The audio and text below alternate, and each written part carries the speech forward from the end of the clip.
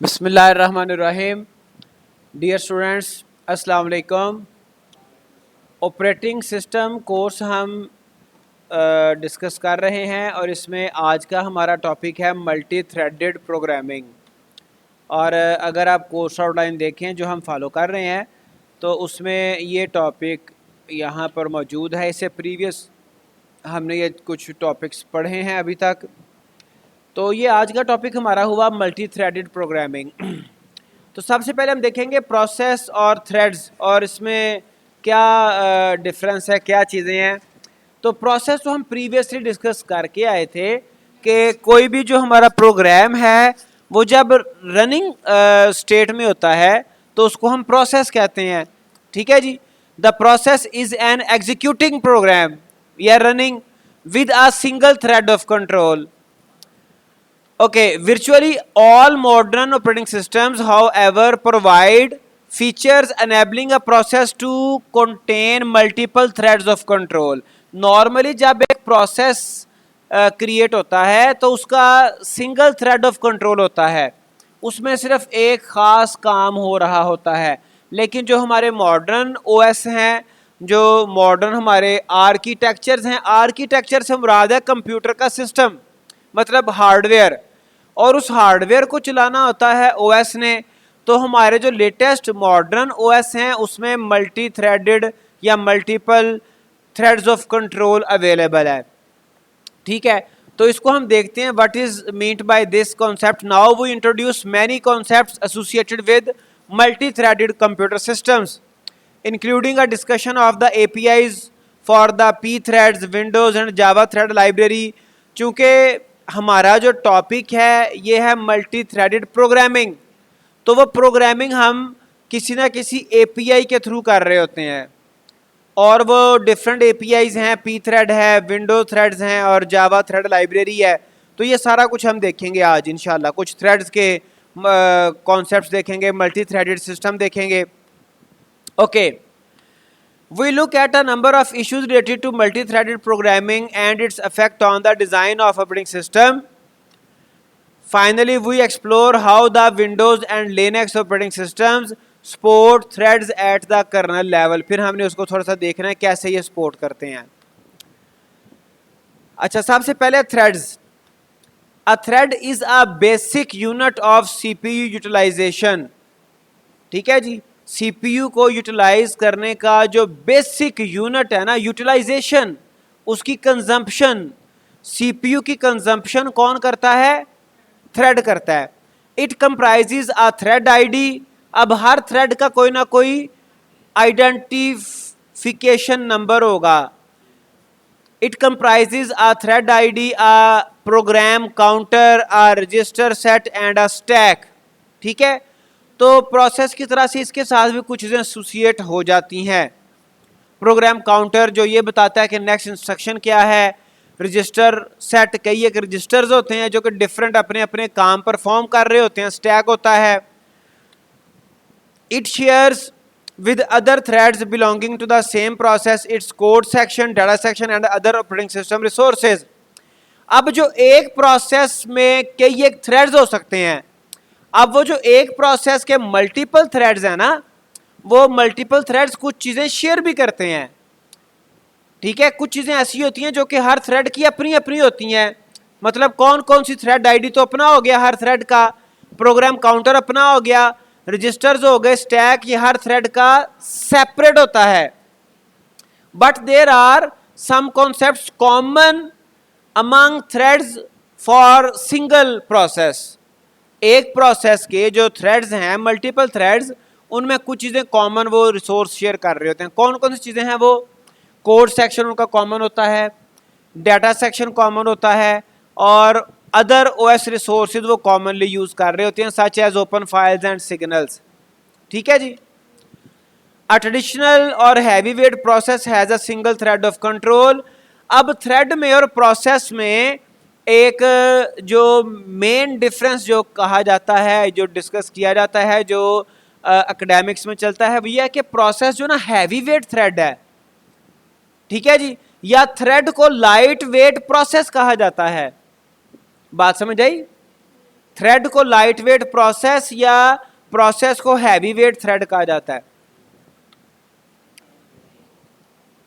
आप प्रोसेस और थ्रेड्स का रिलेशन यूं समझ लें कि जैसे आपके घर में एक एलसीडी है, एक टीवी है और उसके 3, 4, 5 रिमोट कंट्रोल्स हैं, ठीक है जी।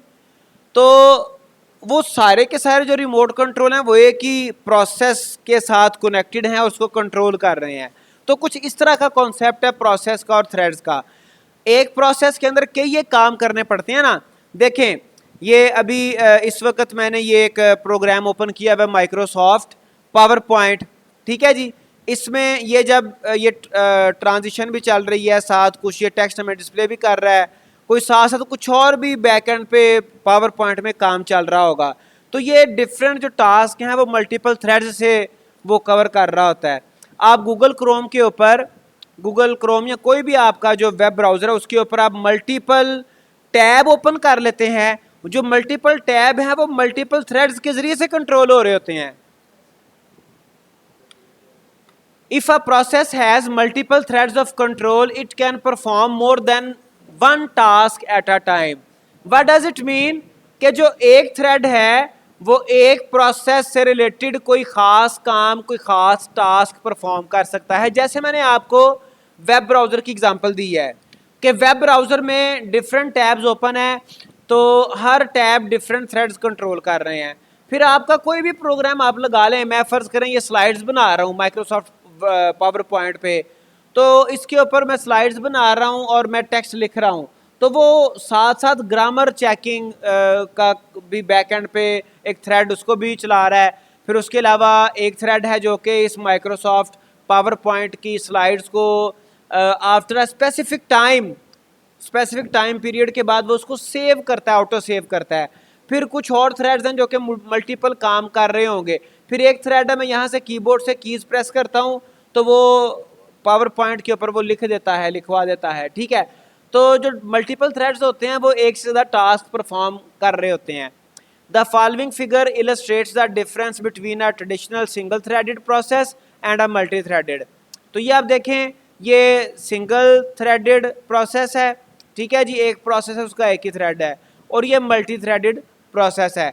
यहाँ से आप नोटिस करें कि ये वाला कॉमन एरिया है, चूंकि ये सेक्शन तो एक प्रोसेस का है ना,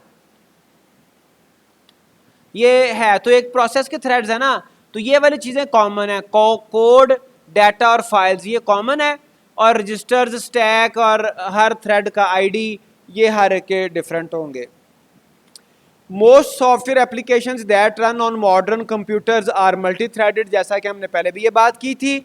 N application typically is implemented as a separate process with several threads of control. हर एप्लीकेशन एक सेपरेट प्रोसेस होता है, because application program same concept है ना।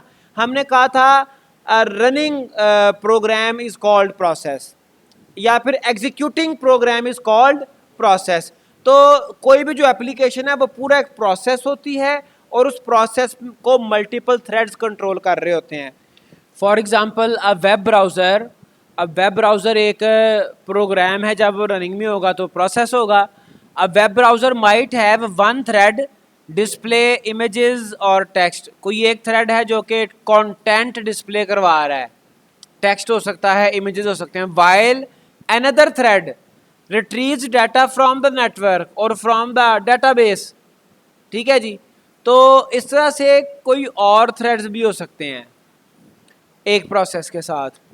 अ वर्ड प्रोसेस में have a thread for displaying graphics, another thread for responding to key strokes from the user वो keys press कर रहा है तो वो वर्ड प्रोसेसर के ऊपर डिस्प्ले हो रही हैं। And a third thread for performing spelling and grammar checking in the background. तो ये उसने 3 थ्रेड्स का बताया है, इसके अलावा भी हो सकते हैं जो कि बैकएंड पे काम कर रहे होंगे। Applications can also be designed to leverage processing capabilities on multi-core systems। अब एप्लीकेशन में ये कैपेबिलिटी भी होनी चाहिए, उनमें ये लेवरेज, ये उनमें जो है वो कैपेबिलिटी होगी कि वो मल्टी कोर सिस्टम के ऊपर काम कर सकें। मल्टी कोर कहते हैं ऐसा सिस्टम जिसमें एक से ज़्यादा प्रोसेसिंग यूनिट्स अवेलेबल हैं। प्रोसेसिंग कोर्स अवेलेबल हैं, उसको मल्टी कोर सिस्टम कहा जाता है। Such applications can perform several CPU intensive tasks in parallel across the multiple computing cores। तो ये जो एप्लीकेशन है वो अपना जो उनका इंटेंसिव टास्क होता है, जो उनके कई एक थ्रेड्स होते हैं, वो मल्टीपल CPUs के ऊपर वो डिवाइड होके अपना काम करवा रहे होते हैं। ठीक है, अल्टीमेटली OS ये करवा रहा होता है, लेकिन सिनेरियो ये है कि उसके मल्टीपल थ्रेड्स मल्टीपल कोर्स के ऊपर वर्क कर रहे होते हैं। Okay, in certain situations a single application में be required to perform several similar task. For example, a web server accepts client requests for web pages, images, sound and so forth. A busy web server may have several, perhaps thousands of clients concurrently accessing it. आपको पता है कोई भी web server किसी की भी बात कर लें, ये हमारा बोर्ड का रिजल्ट आता है। अगर हम अपने सोसाइटी की बात करें तो वहाँ पे अक्सर औकात आपने देखा होगा कि जो वेबसाइट है वो बैठ जाती है। ठीक है, किसी भी वेबसाइट के ऊपर जो है वो जब भी रश आता है, यूज़र्स आते हैं, तो वेबसाइट जो है वो क्रैश कर जाती है या फिर वो उसके ऊपर वो रिस्पॉन्सिव नहीं रहती। ओके, तो ये कंकरेंटली जब क्लाइंट किसी सर्वर के ऊपर आते हैं तब ये मामला होता है। कंकरेंट, एक साथ, इकट्ठे। If the web server ran as a traditional single threaded process, it would be able to service only one client at a time. लेकिन as you know, we know that कि एक जो वेब सर्वर है वो एक ही वक्त में वो thousands of people को रिस्पॉन्ड कर रहा होता है, and a client might have to wait a very long time for its request to be serviced if the system is single threaded। ठीक है जी। One solution is to have the server run as a single process that accepts request. When the server receives a request, it creates a separate process to service that request। एक तो ये है कि request आ रही हैं, जब भी request आए नया प्रोसेस इनिशिएट हो जाए। ठीक है जी। In fact, this process creation method was in common use before threads became popular। Thread से पहले कहता है ऐसा ही होता था, एक नई रिक्वेस्ट आई है तो नया प्रोसेस इनिशिएट हो गया है, यानी कि whenever a new user request the web server for something, for some services, तो नया प्रोसेस जनरेट हो जाता था। Process creation is time consuming and resource intensive however. ठीक है, अब दोबारा याद करें मेरी बात, उसको जरा यहाँ पे इम्प्लीमेंट करें। मैंने कहा जो थ्रेड होता है ये लाइट वेट प्रोसेस होता है। अब इस सेंटेंस को पढ़ें, process creation is time consuming and resource intensive. Process is resource intensive whereas thread is light weight. If the new process will perform the same task as the existing process, why incur all that overhead. जैसे उसने previous एक scenario बताया था कि पहले thread के concept से पहले नए प्रोसेस क्रिएट हुआ करते थे, जब भी नई रिक्वेस्ट आती थी नया प्रोसेस क्रिएट हो जाता था। तो कहता है अगर हर नए प्रोसेस ने वही सेम काम करना है या उसी तरह का काम करना है तो फिर ये इतना ओवरहेड क्यों, वाई न्यू प्रोसेस। ठीक है, वो काम तो उसने वही करना है या उसी तरह का करना है। It is generally more efficient to use one process that contains multiple threads। Definitely, with the passage of time her field में एक डेवलपमेंट हो रही होती है ना, तो पहले एक नया प्रोसेस क्रिएट हुआ करता था, लेकिन अब जो बेस्ट सिचुएशन है, जो best way to tackle different request है वो ये है कि एक प्रोसेस के अंदर मल्टीपल थ्रेड्स होते हैं, वो क्रिएट किए जाते हैं, वो फिर मल्टीपल जो रिक्वायरमेंट्स हैं, मल्टीपल जो फंक्शंस हैं उनको वो प्रोसेस करवा रहे होते हैं। If the web server process is multi threaded, the server will create a separate thread that listens for client request. ठीक है जी, वो क्लाइंट की रिक्वेस्ट को सुनने के लिए सेपरेट थ्रेड बनाते जाएंगे। When a request is made, rather than creating another process, the server creates a new thread to service the request and resume listening for additional request. वो एक रिक्वेस्ट आती है किसी यूज़र की तरफ से, वो उस रिक्वेस्ट को फुलफ़िल करने के लिए जो आपका सर्वर है वो एक थ्रेड क्रिएट करता है और वापस अपनी ड्यूटी पे आ जाता है बाकी यूज़र्स की रिक्वेस्ट को सुनने के लिए। ठीक है जी, जैसे ये फिगर में आप देख सकते हो कि ये क्लाइंट है, सर्वर है और थ्रेड है। ठीक है जी, पहला क्या है जी, रिक्वेस्ट आती है किसी यूज़र की तरफ से। यूज़र ने की रिक्वेस्ट, क्लाइंट मतलब यूज़र कह लो क्लाइंट कह लो, क्लाइंट ने रिक्वेस्ट की, रिक्वेस्ट गई सर्वर के पास। सर्वर क्या करेगा, create a new thread to service the request. ठीक है, अब वो रिक्वेस्ट जाने और थ्रेड जाने, सर्वर ने थ्रेड क्रिएट कर दिया।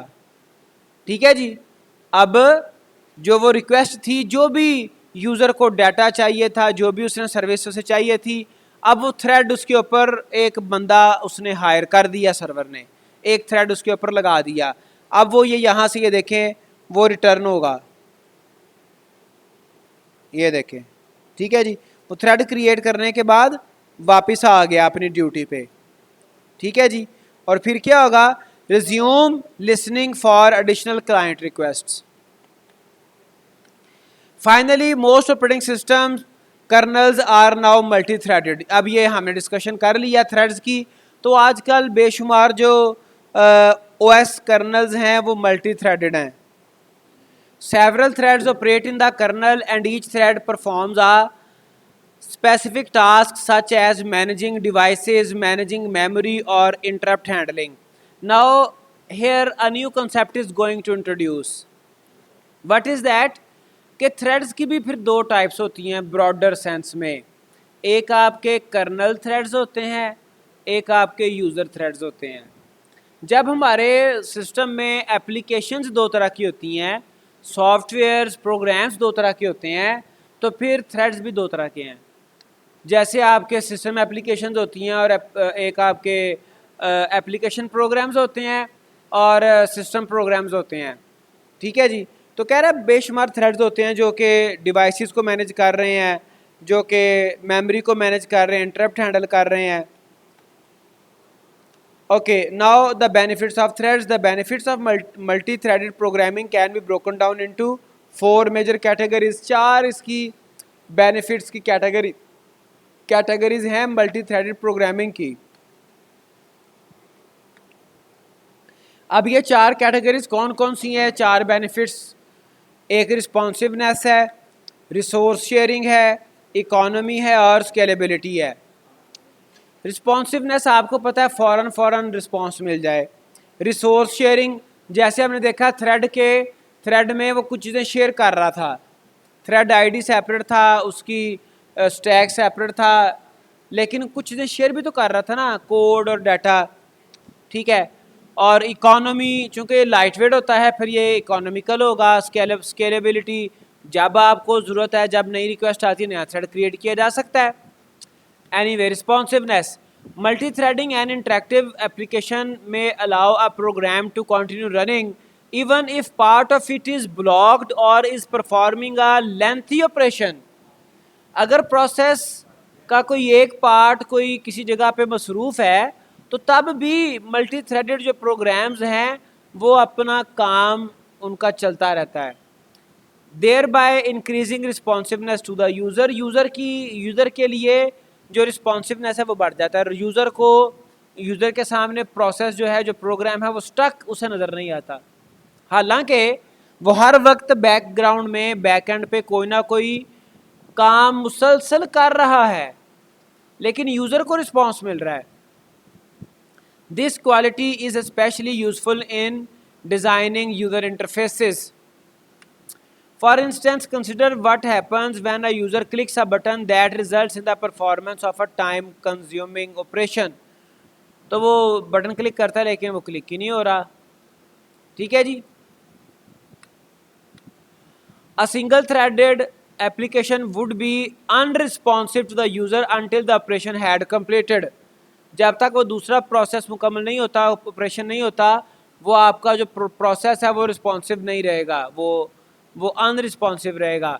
In contrast, if the time consuming operation is performed in a separate thread, the application remains responsive to the user. Okay, next is resource sharing.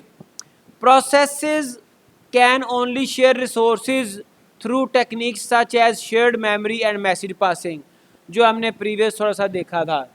Message passing हमने interface देखा, ठीक है जी. Such techniques must be explicitly arranged by the programmer. Explicitly से मुराद क्या है कि वो इम्प्लिसिट नहीं है, ठीक है. जैसे हमें एनर्जी की ज़रूरत है ना डेली रूटीन के काम करने के लिए, कुछ एनर्जी की टाइप जो है ना वो हम इम्प्लिसिट यूज़ करते हैं. वो इम्प्लिसिट भी गो के एक्सप्लिसिट रिसोर्सेज से आती है. हम खाना खाते हैं, that is explicit resource. Explicit बाहर वाला, इम्प्लिसिट इंटरनल, ठीक है जी.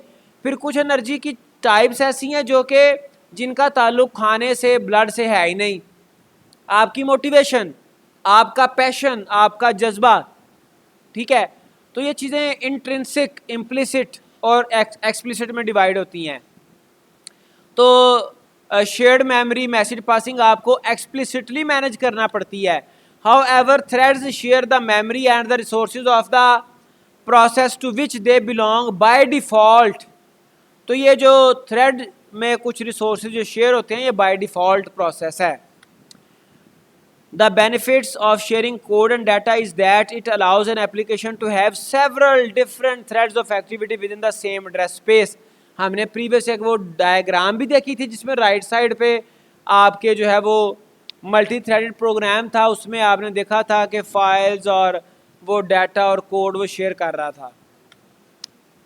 Economy, allocating memory and resources for process creation is costly because threads share the resources of the process to which they belong.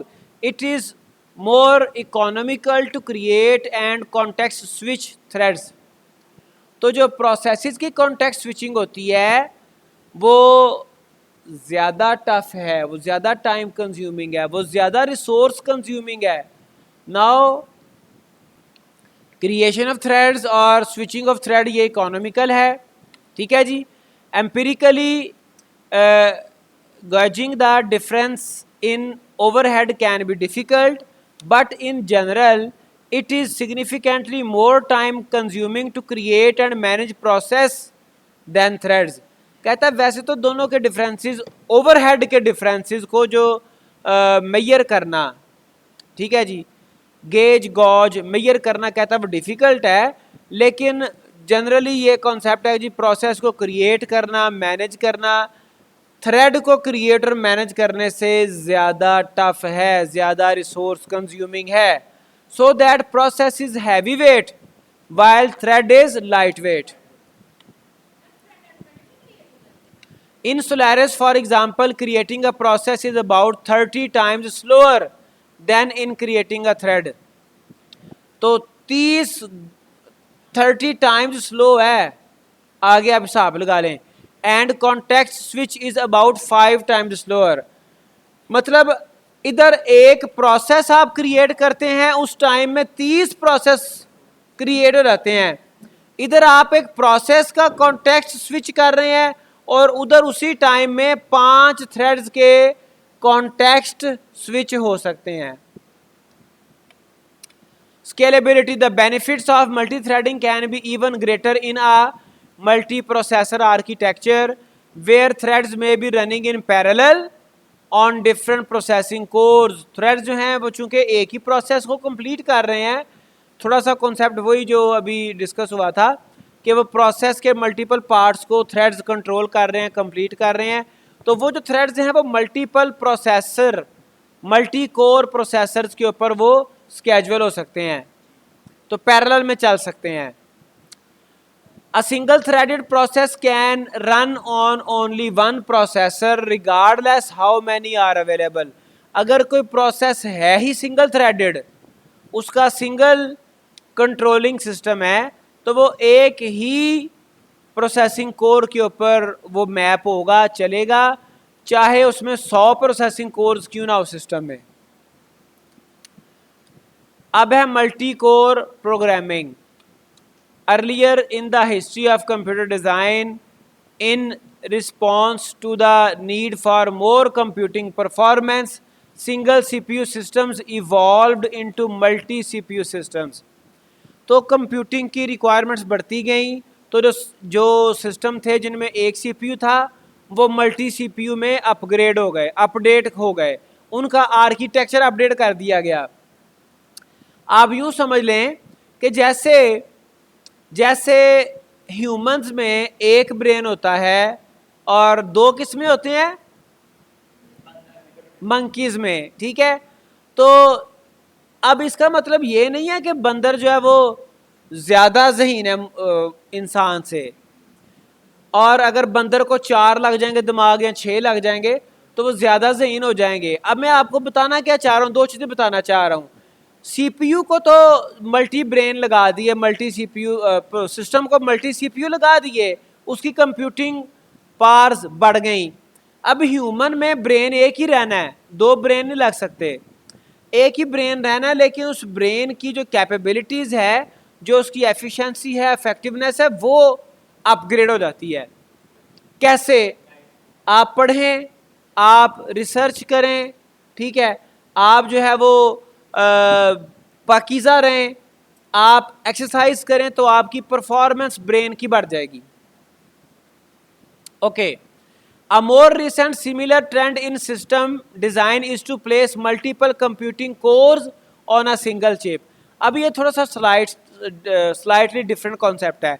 एक है आपके मल्टीपल सीपीयूज हैं जो कि सेपरेट हैं। एक आपका कॉन्सेप्ट ये है कि आपका सीपीयू कोर एक है, उसकी जो बेस वो एक है, उसके ऊपर जो है वो चिप एक है, सॉरी, उस चिप के ऊपर प्रोसेसिंग कोर ज़्यादा लगी हुई हैं। एक ही चिप है, दिखने में आपको शायद ऐसा ही लगे कि ये एक ही सीपीयू है, लेकिन उस सीपीयू के ऊपर जो प्रोसेसिंग कोर हैं, जो प्रोसेसिंग करने वाले यूनिट्स हैं, वो ज़्यादा होंगे। Each core appears as a separate processor to the operating system. अब वो जो एक ही चिप के ऊपर मल्टीपल कोर्स हैं, वो सीपीयू के लिए, वो ओएस के लिए बिल्कुल सेपरेट प्रोसेसिंग यूनिट्स के तौर पे उसे नजर आती हैं। Whether the cores appear across CPU chips or within CPU chips, we call these systems multi-core और multi-processor system. उनकी डिवीजन जैसे भी हो, कोर्स की वो एक ही चिप पे हो, मल्टीपल चिप्स पे हो, उसको हम मल्टी कोर ही कहते हैं या मल्टी प्रोसेसर भी कहते हैं। Multi threaded programming provides a mechanism for more efficient use of these multiple computing course and improved concurrency. अब जो मल्टी थ्रेडेड प्रोग्रामिंग है, मल्टी थ्रेडेड प्रोग्रामिंग ये किस चीज़ को एक्सप्लॉइट करती है? ये एक्सप्लॉइट करती है मल्टी कोर सिस्टम्स को। बड़ा सिंपल सा कॉन्सेप्ट है, सिंपल सा कॉन्सेप्ट है कि आपके पास हार्डवेयर बड़ा आप एनहांस कर लें, आपके पास 64 बिट सिस्टम आ गया, लेकिन उसके ऊपर अगर आपने विंडोज़ 32 बिट इंस्टॉल की हुई है तो आप अपने आर्किटेक्चर को, अपने हार्डवेयर को फुली यूज़ ही नहीं करवा रहे, वो फुली एक्सप्लॉइट नहीं होगा। Right, the same concept is here. जो आपके सिस्टम पे मल्टी कोर लगे हुए हैं ना, उन मल्टी कोर का जो यूजेज है वो मल्टी थ्रेडेड प्रोग्रामिंग के ज़रिए से है। बात समझ आई? किसी के पास कोई बड़ी हैवी किस्म की गाड़ी हो, कार हो, जीप हो, जो 4 सिलेंडर हो या ज़्यादा हैवी हो, तो लेकिन वो उसका यूजेज ही ऐसा हो कि उसने बड़ी स्लो चलानी है, तो फिर इतनी हैवी गाड़ी रखने का क्या फ़ायदा? फिर मेहरान ही सही है। Consider an application with 4 threads. Okay, on a system with a single computation core, concurrency merely means that the execution of the threads will be interleaved over time. Concurrency कहते हैं जो एक ही वक्त में मुख्तलिफ काम हो रहे हैं। Concurrency से मुराद ये होती है कि कुछ आपके जो प्रोसेस है वो इंटरलीव हैं, वो एक टाइम तक ना वो उनकी प्रोसेसिंग को अधूरा छोड़ा गया है, ठीक है, और ये इतनी तेजी से काम हो रहा होता है कि हमें पता नहीं चलता कौन सा प्रोसेस अधूरा छोड़ के फिर बाद में उसको मुकम्मल किया गया, ऐसा हमें पता नहीं चलता। ठीक है, मिसाल के तौर पे कंकरेंसी मुख्तलिफ काम इकट्ठे करना, ठीक है। मैं आपको बड़ी कॉमन सी मिसाल देता हूँ, ये बॉयज़ को पता होगा। ख़ास तौर पे ये जो आप जाएँ ना किसी पान शॉप पे, कई बड़े एक्सपर्ट होते हैं पान लगाने वाले ना, वो 7-8 पान के पत्ते इकट्ठे रख ना बड़ी तेज़ी के साथ उनके ऊपर वो डिफरेंट इंग्रेडिएंट्स डाल रहे होते हैं। तो ये इसको आप कंकरेंसी से समझ सकते हो। तो अगर वही 8 पान है, फ़र्ज़ करें वो 8 डिफरेंट कस्टमर थे, तो कोई भी नहीं कहेगा कि जी मेरा काम डिले हो रहा है, ठीक है। वो सबका काम एक तरह से ही एक ही स्पीड से चल रहा होता है और सबको इकट्ठे ही वो टास्क इकट्ठे ही वो डिलीवर हो जाते हैं। तो यही चीज़ है प्रोसेसर। अगर आपका जो प्रोसेसर है वो सिंगल कोर है, सिंगल कोर प्रोसेसर है, तो फिर वो इंटरलीव्ड ओवर टाइम हो जाता है। मतलब वो काम करता तो है, कंकरेंसी कर रहा है, लेकिन वो इतनी तेज़ी से कर रहा होता है कि कुछ काम उसके अगले टाइम तक पेंडिंग होते हैं। Because the processing core is capable of executing only one thread at a time. उसकी वजह यह है कि वो एक वक्त में एक थ्रेड को एग्जीक्यूट कर सकता है। और ये मैंने तेज़ी इतनी इसमें होती है, मैंने आपको बताया कि आज से कितने साल पहले मिप्स आर्किटेक्चर आए थे, मिलियंस इंस्ट्रक्शंस पर सेकंड। और आज वाले जो आर्किटेक्चर हैं, सीपीयू हैं, प्रोसेसिंग कोर हैं, वो तो और भी बहुत एफिशिएंट हैं। तो जब मिलियंस इंस्ट्रक्शन या बिलियंस इंस्ट्रक्शन एक सेकंड में एग्जीक्यूट हो रही हैं, तो हमें क्या पता कि ये सिंगल कोर के ज़रिए से कंकरेंसी अचीव हो रही है या मल्टी कोर है। गो कि हमें सम टाइम अपने सिस्टम के बारे में पता होता है कि ये कितने कोर इसमें हैं, ठीक है जी। Okay, concurrent execution on a single core system ये कैसे है, ये देखो। T1 T2 T3 T4 T1 T2 T3 T4 T1 T2 T3 T4। कोई भी टास्क है 1 2 3 4, वो एक टाइम के हिसाब से एक यूनिट टाइम में T1 चल रहा है, अगले यूनिट टाइम में T2 है, फिर T3 है, फिर T4 है। लेकिन ये इतनी स्पीड से हो रहा होता है कि वो पता भी नहीं चलता। यूज़र को, तमाम यूज़र्स को यही लगता है कि जो है ना वो हमारा प्रोसेस बड़ी तेज़ी से चल रहा है। जैसे मैंने आपको वो पान की मिसाल दी, अगर कभी आप बड़े एक्सपर्ट पान शॉप पे जाएं ना, तो आप ये चीज़ खुद से ऑब्जर्व करेंगे।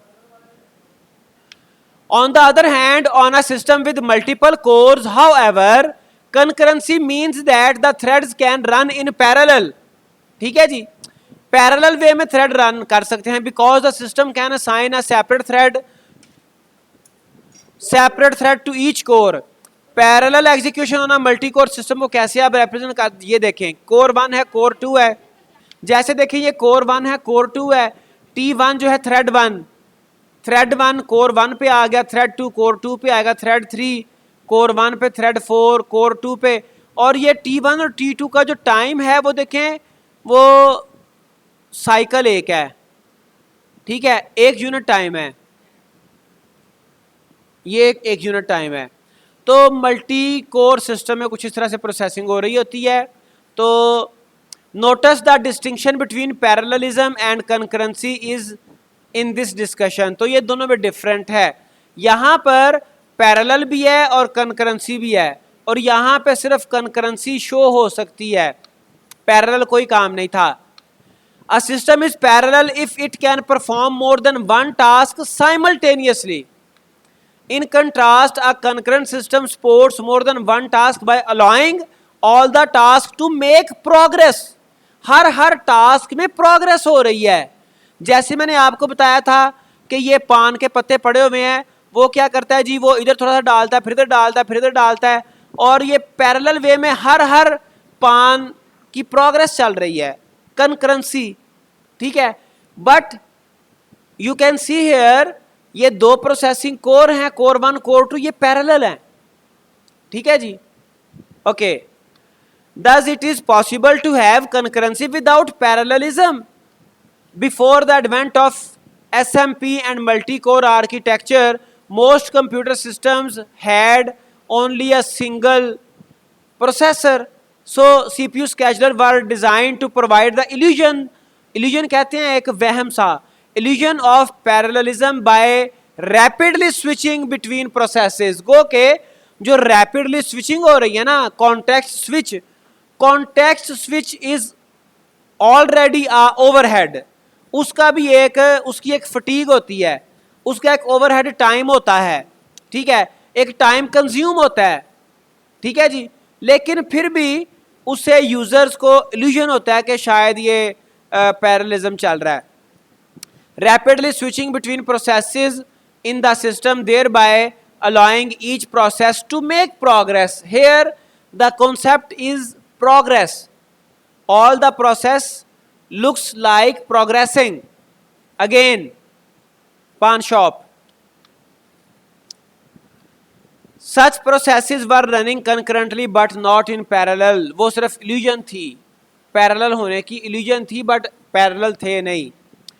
As systems have grown from tens of threads to thousands of threads, CPU designers have improved system performance by adding hardware to improve thread performance. Simple सा कॉन्सेप्ट एक याद रख लें, आपका हार्डवेयर जैसा मर्जी एफिशिएंट क्यों ना हो, जब तक उसका कॉरेस्पॉन्डिंग उसके अकॉर्डिंग सॉफ्टवेयर नहीं है, वो हार्डवेयर को इफेक्टिवली एफिशिएंटली यूज नहीं किया जा सकता. मिसाल के तौर पे मैंने आपको पहले भी बड़ी कॉमन एग्जांपल दी है, 64 बिट सिस्टम में 32 बिट ओएस इंस्टॉल करेंगे तो आप अपने सिस्टम को फुली यूटिलाइज नहीं कर पाएंगे. Modern Intel CPUs frequently support 2 threads per core while the Oracle T4 CPU supports 8 threads per core. तो ये उनकी फर्दर उनकी आर्किटेक्चर की जो है वो डिटेल्स हैं. This support means that multiple threads can be loaded into the core for fast switching. वो एक कोर के ऊपर थ्रेड लोड हो जाते हैं, फिर वो स्विच होते रहते हैं. Multi core computers will no doubt continue to increase in core counts and hardware thread support. उनकी यानी कि उनकी जो परफॉर्मेंस है, उनकी जो हार्डवेयर की जो परफॉर्मेंस है वो बढ़ती जाएगी आहिस्ता आहिस्ता with the passage of time. और and it is obvious, it is not you can say impossible or very tough. ये कॉमन सा आम सा बात है, ये इम्प्रूव हो रही है. ठीक है जी. नाउ आज के लिए इतना ही, बाकी इंशाल्लाह फिर डिस्कस करेंगे. टेक केयर, अल्लाह हाफिज़.